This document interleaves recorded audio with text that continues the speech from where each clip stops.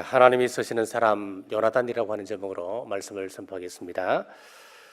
삶 속에서 경험되는 위기는 우리 하나님의 백성들에게는 기회가 됩니다. 우리 하나님께서 우리가 당하는 아픔과 고난을 통하여서 우리를 성결케 하시고 또한 성장시켜 주시기 때문에 그렇습니다. 그러므로 내가 깨어 기도하고 하나님의 움직임에 대해서 민감할 때는 어떤 것도 축복의 기회가 됩니다. 자, 사울은 최초로 이스라엘 백성에게 있어서 왕이 된 사람입니다. 이스라엘의 왕으로 세움받아서 이스라엘 가운데 하나님의 통치, 신정 정치를 베풀 수 있도록 기회를 부여받았던 사람이 사울이었습니다. 그의 출발은 아름다웠습니다. 그러나 13장에서 보면은 그가 하나님을 기다리지 못하고 자기 뜻대로 제사를 드리는 그런 일을 행하기 때문에 하나님의 진노를 사게 되었습니다. 14장에서 보면은 이제 하나님과의 교통이 끊어진 사람이 구체적으로 어떤 행동을 하고 살아가는지를 보여주고 있습니다. 자, 하나님께서 블레셋과의 큰 승리를 예비하고 계셨습니다. 그러나 사울이 이 큰 승리를 받을 준비를 갖추지 못하였기 때문에 그 영광은 아들 요나단에게로 넘어가 버립니다. 그럼 사울과 요나단은 어떤 차이점이 있습니까? 첫째, 사울은 현실에 민감한 사람이었고 요나단은 하나님의 움직임에 민감한 사람이었습니다. 사무엘상 14장 1절과 2절 말씀 제가 읽겠습니다. 하루는 사울의 아들 요나단이 자기 병기를 든 소년에게 이르되 우리가 건너편 블레셋 사람의 부대에게로 건너가자 하고 그 아버지에게는 아뢰지 아니하였더라. 사울이 기브아 변두리 미그론에 있는 석류나무 아래 머물렀고 함께한 백성은 600명 가량이며 사울 왕이 있었던 곳은 석류나무 아래라 그랬습니다. 요나단은 어디 있습니까? 자기 병기를 든 소년과 함께 블레셋 진 가운데 지금 들어가고 있습니다. 하나님께서 어떻게 역사하시는가 우리가 살펴보자. 하나님께서 어떻게 역사하시는지 그 역사 속에 우리가 쓰임받을 수 있겠다 기대하고 들어가는 겁니다. 믿음은 위기를 만났을 때 진위가 드러나는 법이지요. 자기 경험과 이성을 의존하는 사람은 위기 가운데 언제나 방법과 수단을 찾게 됩니다. 그러나 믿음의 사람들은 늘 하나님이 어떻게 역사하시는가 그것을 기대하고 바라보게 됩니다. 지금 상황을 보면 많은 병사들이 도망을 갔습니다. 굴에 숨습니다. 갓 지파의 땅으로 도망치고 남은 병사는 겨우 600명 가량밖에 되지 않았다 그랬습니다. 사울이 600명의 병사를 보았을 때 얼마나 한심했겠습니까? 그 600명의 병사를 가지고 어떻게 이 큰 전쟁을 치를 수 있단 말입니까? 한심했을 겁니다. 그러나 요나단은 남은 600명의 병사를 보지 않았습니다. 하나님께서 이 전쟁 가운데 역사심이 있을 것이다. 우리가 그것을 기대하자. 하나님의 움직임에 생각을 곤두세우고 하나님께서 어떻게 역사하시는가를 기다리며 적진석으로 들어갔습니다. 그때 요나단의 신앙 고백을 한번 들어보십시오. 6절 말씀입니다. 여호와께서 우리를 위하여 일하실까 하노라. 여호와의 구원은 사람의 많고 적음에 달리지 아니하였느니라. 전쟁을 할 때는 병사의 수나 무기의 종류가 전쟁의 승패를 가늠하는 중요한 요소가 됩니다. 그들은 전차와 말을 가지고 있습니다. 병사 또한 메뚜기 떼처럼 많습니다. 그런데 이스라엘은 지금 블레셋 사람들에게 철이라고 하는 철은 다 빼앗긴 상태입니다. 철기로 만든 무기 하나 없습니다. 그럼에도 불구하고 여호와께서 역사하시도록 나를 헌신하자라고 하는 것이 요나단의 자세였습니다. 우리는 이러한 믿음을 가져야 됩니다. 우리 하나님의 역사는 자본에 많고 적음에 달려있지 않습니다. 사람의 수에 따라서 하나님의 역사가 비례하는 것도 아닙니다. 우리 교회가 경주시 기독교 연합회를 위해서 경주시 연합을 위해서 아마 수십 년 동안 기도해 왔습니다. 기도할 때마다 우리는 그렇게 기도해 왔고 또 저 또한 그렇게 기도합니다. 사실 저는 기독교 연합회 회장 연임이라고 하는 이 사실이 굉장히 저에게는 무겁습니다. 부담이 되고 또 건강적으로도 힘이 듭니다. 작년 한 해에 우리 경주시 기독교 연합회 임원회만 몇 차례 열렸냐니까 한 20번 가까이 우리 교회에서 모이게 되었어요. 다들 뭐 시간들이 잘 나지 않기 때문에 함께 모인다고 하는 그 시간 내기가 굉장히 힘들었습니다. 그래서 아침 7시 반에 모여서 약 한 하루에 2시간씩 쭉 회의를 하는데 건강적으로 체력적으로도 굉장히 힘이 들고 행사를 하나하나를 준비할 때 얼마나 신경이 쓰는지 모릅니다. 올해 우리 나현 집사님이 또 음악구 일을 또 맡게 되는데 올해 이제 우리 집사님하고 부활절 준비를 하면서 한번 이렇게 불렀습니다. 불러서 우리 집사님하고 회를 쭉 같이 하는데 아이고 목사님 이 회의가 이렇게 복잡하고 이렇게 깁니까? 하면서 이렇게 이야기를 하셨어요. 굉장히 힘이 들어요. 신경 쓰는 일이 한두 가지가 아닙니다. 그런데 작년도 이제 회장을 하면서 어떻게든 올해 내가 최선을 다하지만 이 한 해만 빨리 지나가면 좋겠다. 그런데 2018년도 연합회 여러 가지 여건상 다시 제가 또 일임이 되었습니다. 솔직히 숨고 싶었습니다. 도망가고 싶었습니다. 원망이 속에서 막 일어나기 시작하는데 왜 내가 이걸 2년 동안 해야 되느냐. 1년 하는 것만 해도 나는 너무너무 희생하고 교회적으로도 큰 희생을 감수하면서 이 일을 했는데 한 해 하면 끝이라고 해놓고 왜 또 이 일을 또 2년 동안 시키냐고 불평이 나고 원망이 나고 그랬었어요. 며칠 동안 잠을 솔직히 못 잤습니다. 자, 이런저런 여러 가지 일들이 겹치면서 이 눈이 안 보이는 거예요. 건강이 갑자기 막 제가 하는 것 이상으로 급속하게 막 나빠지기 시작하는 거예요. 그래서 이제 3주 전에 급하게 이제 눈 수술을 하게 된 겁니다. 수술을 하고 한 일주일 동안 요양을 하면서 하나님께서 제 마음속에 이런 감동을 주시는 거예요. 네가 기도할 때마다 경주시 연합을 위해서 기도하고 경주의 성시화를 위해서 우리 남북교회가 선임받기를 기도했지 않느냐. 이것이 응답이다. 그런 이렇게 감동이 오는 거예요. 그래서 지금은 이제 회개하는 마음으로 또 순종하는 마음으로 제 마음을 다잡고 또 1년 동안 최선을 다하자. 그렇게 마음을 잡아가고 있습니다. 그렇습니다. 우리 교회 하나만으로도 힘이 들 때가 있습니다.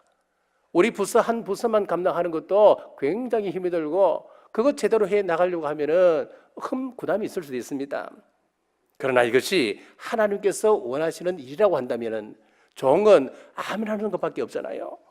최선을 다하여 전쟁의 승패는 사람에 있지 않고 하나님께 달려 있습니다. 이런 고백으로 나갈 때에 하나님께서 함께 하시고 역사하실 줄 믿습니다. 두 번째는 사울과 요나단의 관점 또한 달랐습니다. 6절에 보니까 요나단이 자기의 무기를 든 소년에게 이르되 우리가 이 할례 받지 않은 자들에게로 건너가자. 요나단은 적을 향하여 할례 받지 않은 자들 그렇게 이야기를 하고 있습니다. 그런데 같은 적을 바라보면서 사울은 관점이 어떠냐 한번 보십시오. 24절에 보니까 내가 내 원수에게 보복하는 때까지 그렇게 돼 있어요. 내 원수라 그랬습니다. 요나단은 적을 향하여 할례 받지 못한 자들 하나님 관점에서 바라보았고 지금 사울은 내 적군 이렇게 이야기해요. 사울은 이 전쟁을 자기의 명성을 위한 것으로 자기의 위기 극복을 위한 것으로 자기 야망을 위한 것으로 그렇게 보았습니다. 그러니 사울이 남은 병사들을 바라보면서 얼마나 한심스러운 생각이 들었겠습니까? 도망친 사람들에 대한 분노와 원망이 그 마음속에서 일어나지 않겠습니까?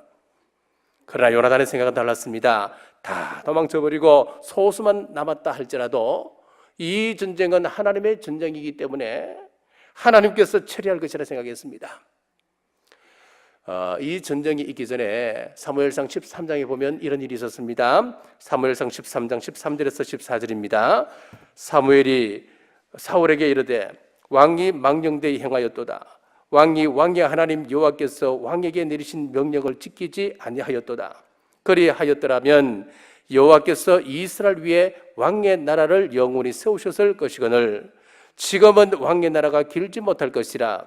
여호와께서 왕에게 명령하신 바를 왕이 지키지 아니하였으므로 여호와께서 그의 마음에 맞는 사람을 구하여 여호와께서 그를 그의 백성의 지도자로 삼으셨느니라 하고, 여기 보면 사무엘이 사울에게 하나님의 영광이 떠났기 때문에 이제 이스라엘의 그 왕의 가문을 옮기시겠다는 거예요.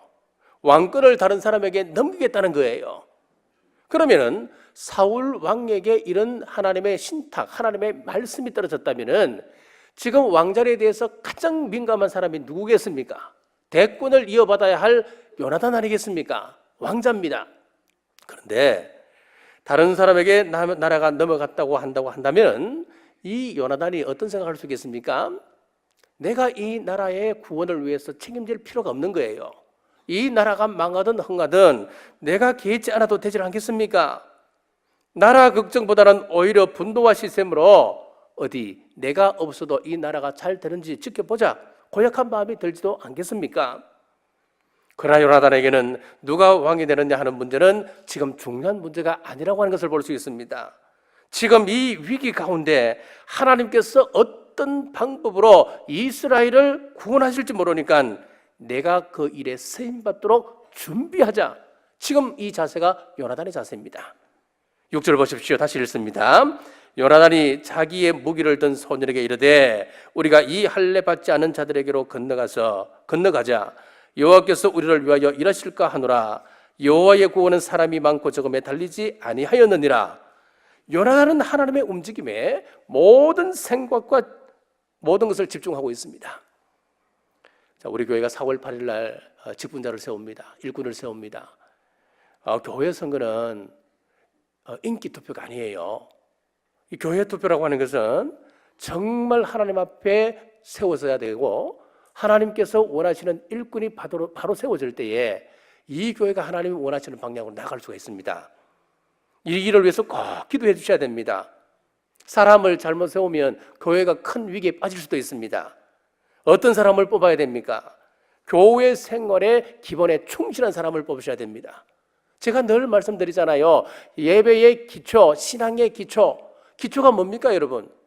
그 기초가 제대로 세워지지 아니하면 그 위에 탑을 세운들, 아무리 화려한 것들을 세운들 사상 누가 가립니까? 마찬가지예요. 신앙에 충실한 사람, 기본에 충실한 사람을 여러분 세우십시오.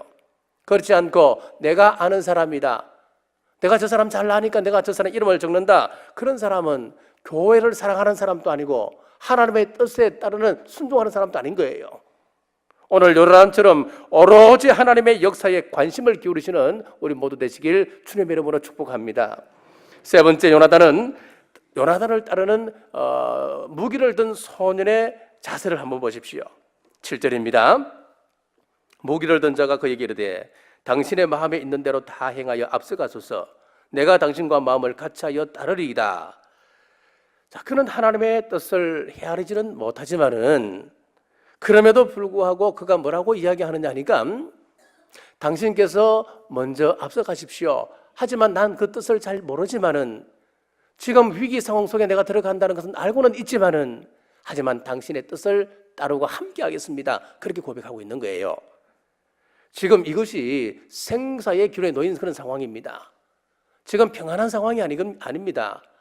지금 600명의 군사가 자기 뒤를 바치고 있을 뿐입니다. 수많은 대군들이 몰려있는 적진 속으로 지금 들어가고 있는 그런 상황입니다.